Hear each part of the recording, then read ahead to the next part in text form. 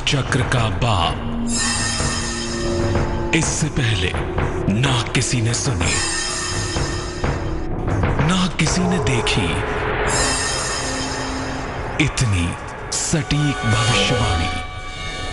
चाल चक्र। नमस्कार, बहुत स्वागत है आपका। आप देख रहे हैं चाल चक्र और मैं हूं आपके साथ शैलेंद्र पांडे। ये दुनिया ईश्वर की शक्तियों से भरी पड़ी है और ईश्वर ने कण कण में, क्षण क्षण में अपनी शक्तियां विस्तारित कर दी हैं। ऐसी तमाम शक्तियों के बारे में हम जानते भी हैं और बहुत सारी शक्तियों से हम अनजाने भी हैं। दुनिया की सबसे चमत्कारी और सबसे सूक्ष्म शक्ति की जब बात आती है तो जिस चीज का नाम सामने आता है वो चीज है माइक्रोवाइटा। क्या होता है ये माइक्रोवाइटा? आखिर ऐसा तो नहीं लग रहा कि विज्ञान की कक्षा ले रहे हैं, साइंस पढ़ाने वाले हैं। नहीं, साइंस बिल्कुल नहीं पढ़ाएंगे, लेकिन आपको एक ऐसी शक्ति के बारे में बताएंगे जिसका नाम है माइक्रोवाइटा।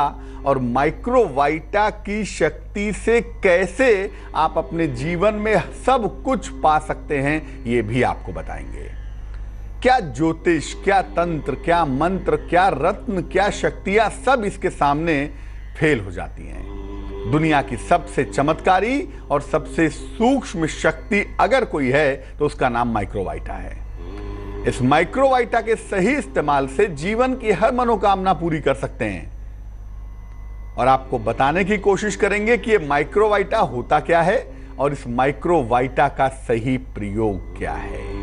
इसके अलावा किस राशि के लिए खुलेगा भाग्य का दरवाजा और क्या होगा आज का शुभ पहर, ये तमाम जानकारियां भी आप तक पहुंचेंगी। तो आज बात बेहद अनूठी, बहुत वैज्ञानिक और बहुत चमत्कारी माइक्रोवाइटा की बात करेंगे। लेकिन सबसे पहले आज का पंचांग। तिथि है वैशाख कृष्ण पक्ष की दशमी तिथि। नक्षत्र होगा धनिष्ठा नक्षत्र। चंद्रमा मकर राशि में संचरण करेंगे। राहुकाल का समय सवेरे के 10:30 से दोपहर के 12 बजे तक। पश्चिम दिशा की तरफ यात्रा करने की मनाही है, लेकिन अगर यात्रा करना जरूरी है, मजबूरी है, तो ऐसी दशा में जरा सा दही खा लेंगे और भगवान का स्मरण करके यात्रा करेंगे तो मुश्किल से बचे रहेंगे। सुनने में बड़ा ही साइंटिफिक सा वर्ड लगता है, बड़ा ही वैज्ञानिक सा शब्द लगता है माइक्रोवाइटा। जैसे भी हमारे एक मित्र कह रहे थे कि बायोलॉजी में पढ़ा माइटोकॉन्ड्रिया, जो कोशिका का, सेल का सबसे छोटा फॉर्मेशन है, या जो कोशिका का ट्रांसफार्मर है, एनर्जी प्रोवाइडर है माइटोकॉन्ड्रिया। क्या माइक्रोवाइटा भी वैसा ही होता है? बिल्कुल नहीं होता। माइक्रोवाइटा एक अलग मामला है, एक अलग साइंस है। क्या है? देखिए, दुनिया में सबसे ज्यादा जो सूक्ष्म इकाई है, सबसे छोटी जो यूनिट मानी जाती है वो परमाणु की मानी जाती है। सबसे छोटी यूनिट पहले अणु की होती है। अणु जिससे बनता है वो परमाणु होते हैं और परमाणु के अंदर 3 पार्ट और होते हैं, इलेक्ट्रॉन, प्रोटॉन और न्यूट्रॉन। लेकिन वास्तव में जान लीजिए कि परमाणु और इलेक्ट्रॉन, प्रोटॉन, न्यूट्रॉन सबसे छोटी इकाई नहीं है, सबसे सूक्ष्म इकाई बिल्कुल नहीं है। इस सृष्टि की जो सबसे सूक्ष्मतम इकाई है, जिसके बाद आप ये सोच ही नहीं सकते कि उससे ज्यादा भी सूक्ष्म कुछ है, तो वो इकाई है, वो यूनिट है माइक्रोवाइटा। माइक्रोवाइटा के बारे में जो सबसे पहले जानकारी दी गई, या माइक्रोवाइटा के बारे में जिस व्यक्ति ने सबसे पहले दुनिया को बताया, वो थे श्री आनंद मूर्ति जी। आनंद मूर्ति जी ने ही इस विज्ञान को उजागर किया, इस विज्ञान का सृजन किया और बताया कि माइक्रोवाइटा दरअसल होता क्या है। और माइक्रोवाइटा पर एक से एक चीजें प्रोवाइड की इस मानव समाज को, जनता को, लोगों को, ताकि लोग माइक्रोवाइटा को समझ सके। और इसके पीछे जो सत्ता है वो श्री श्री आनंद मूर्ति जी हैं। उन्होंने बताया कि ये जो इकाई है माइक्रोवाइटा की, माइक्रोवाइटा जो है वो इतना ज्यादा सूक्ष्म है, इतना ज्यादा माइन्यूट है कि इसको आप लेबोरेटरी में भी नहीं देख सकते। आप ये चाहें कि हम माइक्रोस्कोप से देख लें इसको तो बड़ा मुश्किल काम है। कुछ माइक्रोवाइटा, मन 100 में से एक आध माइक्रोवाइटा को आप शायद लेबोरेटरी में देख पाएं, नहीं तो माइक्रोवाइटा को एक ही तरीके से देख सकते हैं और वो है ध्यान। मन के माध्यम से, और मन जब ध्यान में पहुंच जाएगा, जब मन बहुत गहन हो जाएगा, तभी आप माइक्रोवाइटा को देख सकते हैं। जीवन के आरंभ का जो बिंदु है ना, वो भी माइक्रोवाइटा है। जीवन की शुरुआत जिस पॉइंट से होती है, जिस पॉइंट से मानव का निर्माण शुरू होता है और जिस पॉइंट में जाकर उसका अंत होता है, वो पॉइंट का नाम ही माइक्रोवाइटा है। और जीवन को सबसे ज्यादा जो चीज प्रभावित कर रही है, आप जानते नहीं होंगे, लेकिन ये जान लीजिए कि जीवन को सर्वाधिक प्रभावित करने वाली जो शक्ति है, उसका नाम भी माइक्रोवाइटा है। आपके अंदर भयंकर रोग हैं, कैंसर हो गया, कार्डियो की प्रॉब्लम हो गई, ट्यूबरक्लोसिस हो गए। विज्ञान कहता है बैक्टीरिया है, लेकिन बैक्टीरिया हर मामले में नहीं होता। भयंकर रोगों के पीछे भी माइक्रोवाइटा है। जिसको आप शाप कहते हैं ना, कि फला ने मुझे शाप दिया, मेरा पतन हो गया, मेरा नाश हो गया, उस शाप के पीछे भी जो ताकत होती है, वो माइक्रोवाइटा की होती है। जिसको आप कहते हैं कि दुष्ट आत्माएं घूमती हैं, बुरा काम करवाती हैं, दुष्ट आत्माएं हैं, अच्छी आत्माएं हैं, ये आत्माएं भी दरअसल एक बिंदु के रूप में होती हैं, एक पॉइंट के रूप में होती हैं, और वो पॉइंट भी एक तरह का माइक्रोवाइटा है। आपके अंदर जो बुरी आदतें हैं, उसके पीछे भी माइक्रोवाइटा है। और गलत तरीके की जो सोच है ना आपकी, आप क्या सोचते हैं, जो कहते हैं मैं बहुत अच्छी बात सोचता हूं, या वाकई में जिनकी सोच बहुत शुभ होती है, शुद्ध होती है, उसके पीछे भी कहीं ना कहीं माइक्रोवाइटा की शक्ति काम करती है। यानी आपकी सोच तक को प्रभावित करने की ताकत जिस कण में है, जिस शक्ति में है, वो माइक्रोवाइटा है। और बता दूं, ईश्वर की कृपा जिस माध्यम से बरसती है ना, वो भी माइक्रोवाइटा है। इसीलिए जब भगवान हाथ उठाकर आशीर्वाद देते हैं, तो जिसको मोटी बोलचाल की भाषा में आप कहते हैं कि भगवान की कृपा की तरंगे आती हैं मेरी तरफ, वो तरंग नहीं होती भैया, वो माइक्रोवाइटा होती है। और ईश्वर के पास ये गुण है कि वो शुभ और अशुभ माइक्रोवाइटा का सृजन कर सकते हैं, वो करते ही हैं। और ईश्वर के अंदर से जो शुभ माइक्रोवाइटा निकलता है, जब वो उसके भक्त के पास पहुंचता है, तो भक्त का मन रूपांतरित हो जाता है। कहते हैं ना कि जब भगवान को देखा, भगवान आशीर्वाद दे रहे थे, उनकी मूर्ति को देखा, आंखों से आंसू बरसने लगे। मन हुआ कि बस रो ले मन भर के। क्यों?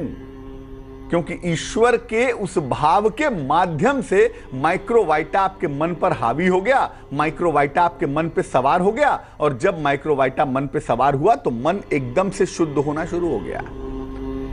एक से एक भयंकर रोग, मन की समस्याएं, मन की बीमारियां, प्राकृतिक आपदाएं, दुनिया की कोई भी मुश्किल माइक्रोवाइटा के माध्यम से समाप्त की जा सकती है, बशर्ते कि उसको समझा जाए।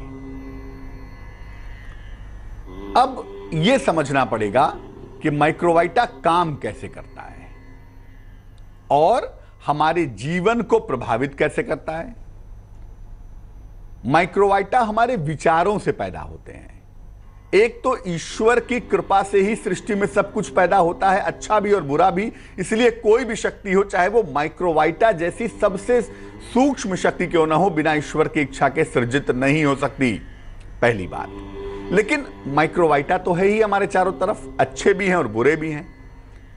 माइक्रोवाइटा काम कैसे करते हैं और हमारे जीवन को प्रभावित कैसे करते हैं? देखो, माइक्रोवाइटा होते क्या हैं? विचार और पदार्थ के बीच की कड़ी हैं। हमारे मन में विचार आया कि हम खीर खाएंगे, उस विचार से ही माइक्रोवाइटा का एक पॉइंट का निर्माण हो जाता है, एक न्यूक्लियस का निर्माण हो गया खीर वाले। अब अगर वो माइक्रोवाइटा बहुत शक्तिशाली होगा, तो कुछ समय के बाद वो खीर बनाकर आपको खिला भी देगा, यानी उसकी वजह से आपके पास खीर पहुंच जाएगा, खीर आपको मिल जाएगा, आप खीर खा लेंगे, माइक्रोवाइटा का काम पूरा हो जाएगा। यानी विचार और पदार्थ के बीच की, आप जो सोचते हैं और जो फल मिलता है, उसके बीच की जो कड़ी है, वो माइक्रोवाइटा है। हमारे विचार विभिन्न तरीके की तरंगों का निर्माण करते हैं। हम अच्छा सोचते हैं, अच्छी तरंगे बनती हैं, हम बुरा सोचते हैं, बुरी तरंगे बनती हैं। यादृशी भावना यस्य सिद्धिर्भवति तादृशी। जिस तरह के हमारे विचार होते हैं, उस तरह के माइक्रोवाइटा हमारी तरफ आकर्षित होते हैं। इस सृष्टि में छोटे छोटे सूक्ष्म रूप में अनंत माइक्रोवाइटा घूम रहे हैं, अनंत। इस जगह पर जहां मैं बैठा हूं या जहां पर बैठकर आप कार्यक्रम देख रहे हैं, वहां पर भी छोटे छोटे महीन महीन माइक्रोवाइटा दौड़े पड़े हैं। अब जिस तरह के हमारे विचार हैं, मान लिया हमारी सोच शुभ सोच है, हम चाहते हैं कि हम जीवन में अच्छा करें, अच्छा बने, तो जो आकाश मंडल है, सृष्टि है, वहां से जो अच्छे माइक्रोवाइटा हैं वो हमारी तरफ आकर्षित होंगे। अच्छी सोच से अच्छे माइक्रोवाइटा आकर्षित होंगे। अच्छी सोच वालों को सकारात्मक माइक्रोवाइटा सहायता करते हैं। कैसे कैसे करते हैं? बहुत सारे लोग आपने सुना होगा, कहते हैं कि भाई मेरी तबीयत बड़ी खराब हुई, रात में सपना देखे, सपने में एक बाबा आए थे, बाबा ने कहा कि बच्चा ये दवाई खा लो, तुम ठीक हो जाओगे। और वाकई में मैंने वो दवाई खाई, मैं ठीक हो गया। ये क्या है?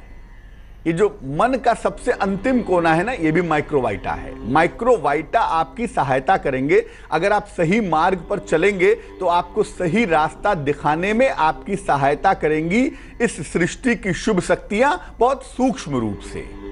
और इसी सूक्ष्म शुभ शक्तियों को सकारात्मक माइक्रोवाइटा कहा जाता है।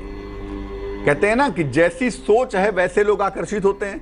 जो लोग पीने वाले हैं, अल्कोहल लेने वाले हैं, उन्हें दूर से शराब की गंध आ जाती है, क्योंकि दूर से ही वो निगेटिव माइक्रोवाइटा उनको आकर्षित करते हैं। इसीलिए जो लोग नकारात्मक सोच के होते हैं उनको नकारात्मक माइक्रोवाइटा ही मिलते हैं। उनके चारों तरफ नकारात्मक स्पंदन आ जाते हैं, निगेटिव माइक्रोवाइटा आ जाते हैं और वो उनको पतन के मार्ग पर ले जाते हैं। कुछ माइक्रोवाइटा ऐसे भी होते हैं जो आपकी सोच को इतना दूषित कर देते हैं कि आप सुसाइड करने के बारे में भी सोचने लगते हैं। बहुत सारे लोग ऐसे हैं ना जो सोचते हैं कि कुछ गलत काम किया जाए, कुछ गलत काम किया जाए। गलत काम जब हो जाता है तो कहते हैं पता नहीं किस उन्माद में हो गया, समझ में नहीं आया, गलती हो गई। उस समय पता नहीं ऐसा दिमाग को क्या हुआ था कि गलती हो गई थी। अरे हुआ कुछ नहीं था, आपने निगेटिव सोचना शुरू किया और लगातार निगेटिव सोचते गए तो जो निगेटिव माइक्रोवाइटा थे उसने आपके मन को, शरीर को पकड़ लिया और आपके मन को कब्जा करके आपसे गलत काम करवा दिया।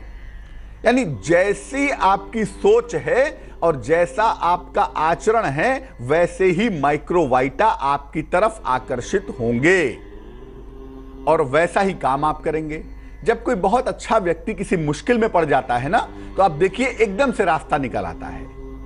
एकदम से पैसे नहीं है, अचानक ध्यान आया कि लाओ अलमारी खोल के देखें, अलमारी में शायद पैसे मिल जाएं। ये जो ध्यान आता है ना कि अलमारी में शायद पैसे हो और अलमारी खोली तो अंदर से पैसे निकल आए, मन खुश हो गया, अरे वाह पैसे मिले, कुछ काम आगे बढ़ेगा। ये जो मन में सोच आ जाती है ना कि अलमारी में पैसा हो सकता है, जरा देखो तो, ये जो सोच है यही सकारात्मक माइक्रोवाइटा है। ये आपके मन तक को प्रभावित करती है। अच्छे माइक्रोवाइटा अगर आपके पास आने लगे या आपकी तरफ आकर्षित होने लगे और आप उनके संपर्क में रहें, ये सिर्फ ईश्वर की कृपा से हो सकता है। इसीलिए हमेशा कहा जाता है कि आप किसी भी धर्म संप्रदाय मत के मानने वाले हों, अपने ईश्वर के प्रति, अपने गुरु के प्रति सर्वस्व समर्पित कर दीजिए। जितना मजबूती से आप ईश्वर को पकड़े रहेंगे उतनी ही ज्यादा शुभ शक्तियां आपकी तरफ चलनी शुरू हो जाएंगी। पुराणों में कहा गया है कि बहुत सारे ईश्वर जो होते हैं वो अपने गणों के माध्यम से काम करवाते हैं।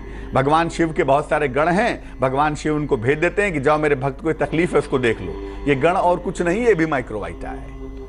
यानी ईश्वर अपनी तरंगों के माध्यम से आपको शक्ति देता है, आपको मुश्किल से निकालता है और इसके पीछे जो शक्ति होती है वो होती है पॉजिटिव माइक्रोवाइटा की। अच्छे माइक्रोवाइटा की सहायता से अगर आपको ये तरीका पता चल जाए कि कैसे हम पॉजिटिव माइक्रोवाइटा को अपनी तरफ खींचेंगे, कैसे इस दुनिया से पॉजिटिव माइक्रोवाइटा को अपने पास बुलाएंगे, आप रोग दूर कर सकते हैं। कोई भी रोग, याद रखिए मैं कह रहा हूं, कोई भी रोग, कोई भी बीमारी, कोई भी चिंता, कोई भी तनाव, हर समस्या पर विजय पा सकते हैं अगर आपको पॉजिटिव माइक्रोवाइटा को खींचने की कला आ जाए तो। सृष्टि में पॉजिटिव माइक्रोवाइटा भी है, निगेटिव माइक्रोवाइटा भी है। यानी सबसे सूक्ष्म सत्ता जो सबसे ताकतवर है वो दोनों ही रूपों में है। शुभ भी है, अशुभ भी है। दोनों इसलिए है क्योंकि संतुलन आवश्यक है। केवल शुभता रहेगी तो संतुलन नहीं बनेगा और केवल अशुभता रहेगी तो भी संतुलन नहीं बनेगा। इसलिए संतुलन के लिए ईश्वर ने दोनों का सृजन तो जरूर किया है, लेकिन आपको पॉजिटिव माइक्रोवाइटा जीवन में चाहिए। आपको निगेटिव माइक्रोवाइटा नहीं चाहिए, और आपको जीवन की हर मुश्किल को दूर करने के लिए पॉजिटिव माइक्रोवाइटा को अपनी तरफ बुलाना पड़ेगा। आप जो मंत्र जपते हैं, जो ध्यान करते हैं, जो रत्न पहनते हैं, जो रंगों का प्रयोग करते हैं, वो सब माइक्रोवाइटा का ही एक तरीका है, लेकिन वो बहुत सही तरीका नहीं होता। इसीलिए सही माइक्रोवाइटा बहुत थोड़े फॉर्म में आते हैं आपके पास। कैसे अच्छे माइक्रोवाइटा को अपनी तरफ आकर्षित करें, कैसे ऐसा क्या करें जिससे हमारे चारों तरफ अच्छे माइक्रोवाइटा आते रहें। और अगर अच्छे माइक्रोवाइटा आते रहे तो आपको ज्योतिष की जरूरत नहीं पड़ेगी, जिंदगी में आपको किसी चीज की जरूरत नहीं पड़ेगी। अगर आपके चारों तरफ हमेशा पॉजिटिव माइक्रोवाइटा बने रहने शुरू हो जाएं तो जीवन में ऐसा क्या है जो आप उपलब्ध नहीं कर सकते।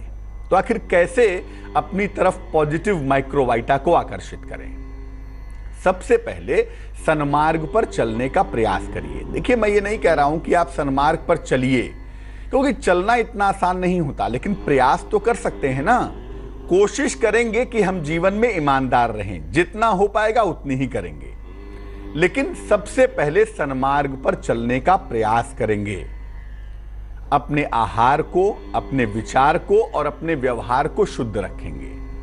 देखिए, जो आपके विचार है ना, जो आपका आहार है, जो आपका व्यवहार है, इससे भी पॉजिटिव निगेटिव माइक्रोवाइटा आपकी तरफ आकर्षित होते हैं। जैसे मान लिया कि आप बासी भोजन ग्रहण करते हैं, तो बासी भोजन के साथ क्या होता है, निगेटिव माइक्रोवाइटा उसके साथ आकर्षित होते हैं। तो जब आप बासी भोजन खाते हैं तो मन में एक आलस्य का भाव पैदा होता है, मन में शिथिलता आती है, मन में ऊर्जा नहीं रहती, और मन के विचार धीरे धीरे धीरे धीरे, एक दिन में पता नहीं चलता, लेकिन अगर आप रेगुलर बासी भोजन करना शुरू करिए तो एक दिन ऐसा आएगा जब आपकी सोच भी बासी हो जाएगी और कोई ना कोई बीमारी पकड़ लेगी जो गले से संबंधित होगी। तो आहार, विचार और व्यवहार शुद्ध रखिए, शुद्ध रखने का प्रयास करिए, ताकि आपके माइक्रोवाइटा आपकी तरफ पॉजिटिव माइक्रोवाइटा आते जाएं। अपने हर कार्य में ईश्वर या गुरु को याद रखिए। देखिए, एक बात हमेशा जाने रहिए कि ज्योतिष के ऊपर, ग्रहों नक्षत्रों के ऊपर, माइक्रोवाइटा के ऊपर भी अगर कोई सत्ता है तो वो ईश्वर है। और गुरु को इसलिए कह रहा हूं मैं क्योंकि शास्त्र कहता है, आनंद सूत्र कहता है, ब्रह्मैव गुरु रेकः न परः, ईश्वर ही गुरु हो सकता है और कोई नहीं हो सकता। तो ईश्वर या गुरु को अगर आप याद करते हैं तो हर कार्य ईश्वर की तरफ समर्पित हो जाता है, और जब आपका हर कार्य ईश्वर की तरफ समर्पित होगा तो मजबूरी है पॉजिटिव माइक्रोवाइटा आएगा ही आएगा। लोग कहते हैं ना, मैं काम करता हूं पंडित जी, बड़ी मेहनत करता हूं, सफलता नहीं मिलती, क्योंकि जब आप काम करते हैं उसी समय से निगेटिव माइक्रोवाइटा आने शुरू हो जाते हैं। लेकिन जब आप काम को ईश्वर को या गुरु को समर्पित करके करेंगे तो पॉजिटिव माइक्रोवाइटा आएंगे। आप मुहूर्त देखें या ना देखें, आप पंचांग देखें या ना देखें, निश्चित रूप से आपके ऊपर कृपा बनी रहेगी और आपका काम बनता चला जाएगा। जब भी मन में कोई निगेटिव विचार आए, क्योंकि निगेटिव विचार आने के बाद ही निगेटिव माइक्रोवाइटा भी आने शुरू हो जाते हैं, निगेटिव विचार आने पे उसे ईश्वर को समर्पित कर देना चाहिए। जो लोग गुरु का ध्यान करना जानते हैं या जिनको भी सही तरीके से ध्यान करना पता है, उनको बता दूं कि अगर नियमित रूप से ध्यान करें तो पॉजिटिव माइक्रोवाइटा अपने आप आने लगते हैं, अपने आप आपके पास रहते हैं। और जब पॉजिटिव माइक्रोवाइटा किसी व्यक्ति के चारों तरफ आ जाते हैं, उस व्यक्ति को जीवन में ईश्वर की कृपा का अनुभव होना शुरू हो जाता है। सृष्टि के सबसे शक्तिशाली कणों के बारे में, सबसे शक्तिशाली और सबसे सूक्ष्म ऊर्जा के बारे में, माइक्रोवाइटा के बारे में आपको बताया। अब आपको बताएंगे आपके राशियों के हाल के बारे में, बताएंगे किस राशि के लिए आज क्या छुपा हुआ है, भाग्य के दरवाजे का उपाय क्या है और क्या है आज का शुभ पहर। लेकिन उसके पहले जान लीजिए स्वस्थ रहने के महत्वपूर्ण उपाय निरोगी भाव में। पसीना होते ही शरीर को या तो गीले तौलिए से साफ कर लेना चाहिए या स्नान कर लेना चाहिए, क्योंकि शरीर का जो पसीना है ना, ये निगेटिव माइक्रोवाइटा को अट्रैक्ट करता है, आपकी तरफ नकारात्मक ऊर्जा आती है और इसकी वजह से क्या होता है, आलस्य पैदा होता है, मन में तमाम नकारात्मक विचार आते हैं। इसीलिए जो कहा जाता है ना कि पूजा साधना करने के पहले नहा लेना चाहिए, स्नान कर लेना चाहिए, या स्नान करने की बात जो हिंदू परंपरा में बहुत सॉलिड तरीके से कही जाती है, हमारी परंपरा में, वो इसीलिए कही जाती है ताकि शरीर जब स्वच्छ होगा, पसीने के कण जब हट जाएंगे तो शरीर सकारात्मक ऊर्जा से भर जाएगा और मन में सकारात्मक विचार आने शुरू हो जाएंगे। तो राशियों के हाल का वक्त हो गया है। बात सबसे पहले मेष राशि की। मेष राशि वालों के जीवन में इस समय आर्थिक मजबूती आती तो दिखाई दे रही है। संपत्ति का लाभ भी दिख रहा है, लेकिन अहंकार से आपको बचाव करना है। शुभ रंग जिसका प्रयोग करेंगे वो होगा नीला और भाग्य होगा 70%। वृष राशि, विदेश यात्रा की संभावना बन रही है। रुका हुआ धन आपको प्राप्त होगा। परिवार में प्रसन्नता आने की संभावना भी दिखाई दे रही है। शुभ रंग ब्राउन यानी कि भूरा और भाग्य होगा 74%। मिथुन राशि, व्यस्तता आपकी थोड़ी सी बढ़ी दिखाई दे रही है। कर्ज का लेन देन इस समय करने से आप मुश्किल में आ सकते हैं, तो बेहतर है कि कर्ज का लेन देन ना करें। किसी अतिथि का आगमन भी हो सकता है इस समय। शुभ रंग जिसका प्रयोग करेंगे वो होगा हरा, ग्रीन और भाग्य होगा 49%। कर्क राशि, आर्थिक लाभ के मजबूत योग दिखाई दे रहे हैं। अपनी वाणी पर नियंत्रण बनाए रखें। यात्रा के सुंदर योग भी बने हुए हैं। शुभ रंग फिरोजी है और भाग्य है 72%। सिंह राशि, संतान से आपको सुख मिलेगा। नौकरी में प्रमोशन होंगे, लेकिन इस समय किसी पर भी बहुत ज्यादा विश्वास करने से बचें, वरना मुश्किल में ना आ जाएं। शुभ रंग ग्रे होगा और भाग्य होगा 51%। कन्या राशि, खान पान का बहुत ख्याल रखें। कोई बड़ा आर्थिक लाभ भी होता हुआ दिख रहा है। अगर अविवाहित हैं तो विवाह आपका तय हो जाएगा। शुभ रंग लाल है और भाग्य है 68%। तुला राशि, धन के नुकसान से बचाव करें। किसी प्रिय व्यक्ति से दूरियां हो सकती हैं इस समय। हालांकि प्रेम के मामले थोड़े बेहतर होंगे, तो इमोशनली सपोर्ट आपके साथ बना रहेगा। शुभ रंग गुलाबी है और भाग्य है 58%। वृश्चिक राशि, आर्थिक लाभ होता हुआ दिख रहा है। बड़ी सफलता के योग दिख रहे हैं। प्रेम के मामलों में सफलता की संभावना भी दिखाई दे रही है। शुभ रंग सफेद है और भाग्य है 84%। धनु राशि, डूबा हुआ धन मिल सकता है अगर कोशिश की जाए, लेकिन अपनी माता जी के स्वास्थ्य का बहुत ध्यान रखें। आंखों की समस्या से बचाव भी करें। शुभ रंग धानी है और भाग्य है 51%। मकर राशि, रुके हुए तमाम काम आपके पूरे होंगे। स्वास्थ्य में सुधार होता हुआ दिखेगा। धन की प्राप्ति भी आसानी से हो पाएगी। शुभ रंग पीला है और भाग्य है 49%। कुंभ राशि, शिक्षा प्रतियोगिता के मामले में आपको सफलता मिलेगी। परिवार में मंगल कार्य के योग लगातार बने हुए हैं। जिम्मेदारियां ईमानदारी से निभाएं तो अच्छा है, वरना जिम्मेदारियों के चक्कर में कहीं फंस ना जाएं। शुभ रंग नीला है और भाग्य है 77%। मीन राशि, काफी दौड़ भाग करनी पड़ेगी आज के दिन। हालांकि वाहन का सुख मिलता हुआ दिख रहा है आपको। उपहार का और सम्मान का लाभ भी प्राप्त होगा। शुभ रंग आसमानी और भाग्य होगा 95%। योगेश जुड़ रहे हैं हमारे साथ बरेली से, उनसे बात करते हैं। योगेश, स्वागत है आपका, बताइए। जी मैं ये जानना जी, नमस्ते जी नमस्कार। ये जानना चाहता हूँ जॉब कब तक लगेगी और किस क्षेत्र में। डेट ऑफ बर्थ बताइए योगेश। जी मेरी आपकी। हेलो जी आपकी ही। 18 अक्टूबर हम्म, 18 अक्टूबर 1994, समय बताइए। 4:57 AM, कहाँ पे जन्म हुआ है? बरेली कैंट। और अभी आप जानना चाहते हैं कि आपकी नौकरी कब लगेगी? हाँ, और किस क्षेत्र में गवर्नमेंट जॉब कब तक लगता है? देखो योगेश, कम से कम नौकरी पाने के लिए थोड़ी तो पढ़ाई भी करनी पड़ेगी, थोड़ा परिश्रम भी करना पड़ेगा। ना तो आप परिश्रम करते हैं, ना तो आप पढ़ाई करते हैं। थोड़ी भटकी हुई कुंडली दिखाई दे रही है। जो गंभीरता होनी चाहिए करियर में ना, वो नहीं दिखाई दे रही है। केवल फॉर्म भरने से गवर्नमेंट जॉब मिल जाएगी, ऐसा तो बिल्कुल भी नहीं है।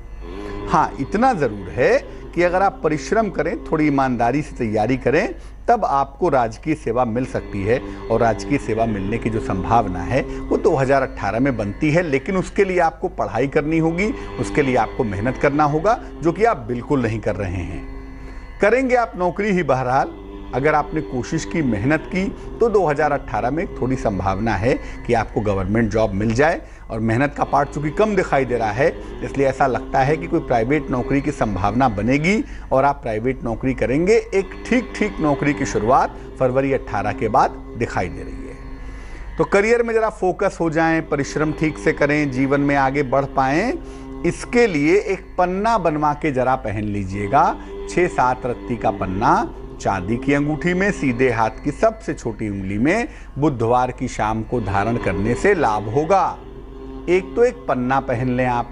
दूसरा काम ये करें कि सुबह सुबह भगवान सूर्य को जल चढ़ाइए और जल चढ़ा के सूर्य देव के सामने खड़े होकर हनुमान चालीसा का पाठ कीजिए। ये 2 काम करिए।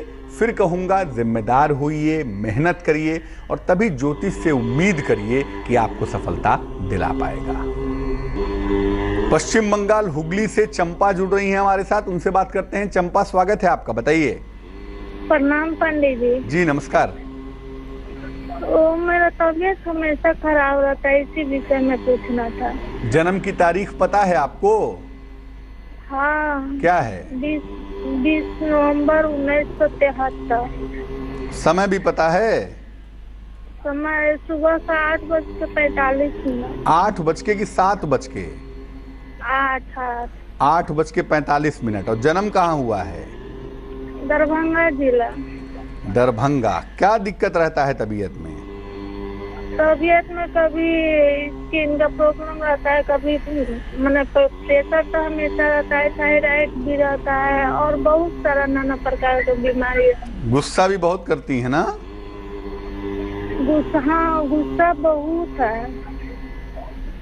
देखो, कुंडली आपकी जो हमारे पास बन पा रही है, ये बन रही है धनु लग्न की और आपकी राशि बन रही है कन्या। कुंडली के ज्यादातर जो ग्रह है ना, वो अग्नि के इलाके में बैठे हैं। महिला का शरीर और फायर का कंपोनेंट ज्यादा हो गया, तो शरीर में फायर ज्यादा होगा तो एक तो क्या होगा, हड्डियों में दिक्कत होगी, ब्लड सर्कुलेशन थोड़ा फास्ट हो जाएगा, बीपी की प्रॉब्लम होगी, क्रोध की समस्या होगी और कहीं ना कहीं इस फायर की मात्रा ज़्यादा होने से चिड़चिड़ापन भी बढ़ जाता है। आदमी को लगता है कि मुझे ये बीमारी है, मुझे वो बीमारी है। दशा भी थोड़ी फायर वाली ही चल रही है, तो दिक्कत तो दिखाई दे रही है। इसको बैलेंस करने के लिए हम जल तत्व के इलाके को मजबूत कर देते हैं। एक मोती बनवा के पहन लें, वजन में 12 से 14 रत्ती, चांदी की अंगूठी में, सीधे हाथ की सबसे छोटी उंगली में, सोमवार की रात को एक मोती आपको पहन लेना है। दूसरा काम ये करना है कि सुबह और शाम आराम से पूजा की जगह पे बैठ जाइएगा और बैठने के बाद 108 बार नमः शिवाय का जप करिएगा। ओम नमः शिवाय का नहीं, केवल नमः शिवाय का। सुबह शाम 108 बार जप करिए, एक मोती धारण करिए और सोमवार के दिन अगर शंकर जी के मंदिर भी चली जाएं और एक लोटा जल भी चढ़ा दें भगवान शिव को, तो बहुत अच्छा रहेगा। ये आप करें। उम्मीद करते हैं कि महीने सवा महीने में ही सुधार होना शुरू हो जाएगा। तो अब जान लेते हैं कि आज भाग्य के दरवाजे का अचूक उपाय क्या है। घर में बड़े बुजुर्ग हैं, भगवान का वरदान है जिस घर में बड़े बुजुर्ग रहते हैं, लेकिन घर में अगर बड़े बुजुर्ग हों और बीमार रहते हों तो अच्छा नहीं लगता ना। घर के बड़े बुजुर्ग स्वस्थ कैसे रहें, बीमारी कैसे जाए उनकी। रोज सवेरे घर में सुगंधित जल से पोंछा लगाइए। जब भी घर में पोंछा लगाते हैं या लगवाते हैं तो जल में थोड़ी सुगंध मिलाइए। आजकल तो तमाम ऐसे फिनाइल आते हैं जिसको डालने से खुशबू आती है, तो सुगंधित जल से पोंछा लगवाएं। और घर में गमले में एक नीम का पौधा लगा दें और नीम के पौधे में रोज जल डालें। जैसे जैसे वो फलेगा फूलेगा, घर के जो वृद्ध हैं, बुजुर्ग हैं, जो लगातार बीमार रहते हैं, उनके स्वास्थ्य में सुधार होना शुरू हो जाएगा। तो माइक्रोवाइटा की अद्भुत चर्चा के बाद वक्त हो चला है आपसे विदा लेने का, लेकिन उसके पहले जाने के पहले बता देते हैं क्या है आज का शुभ पहर। आज का शुभ पहर है शाम को 5 बजे से 6:30 तक। इस समय में अपने सभी बड़ों के चरण स्पर्श करें, आपके घर के हों, आपके बाहर के हों, जो भी आपको बड़ा व्यक्ति मिले, आपसे उम्र में बड़ा हो, पद में बड़ा हो, सम्मान में बड़ा हो, उसका चरण छूकर आशीर्वाद लें। आपका स्वास्थ्य उत्तम होना शुरू हो जाएगा।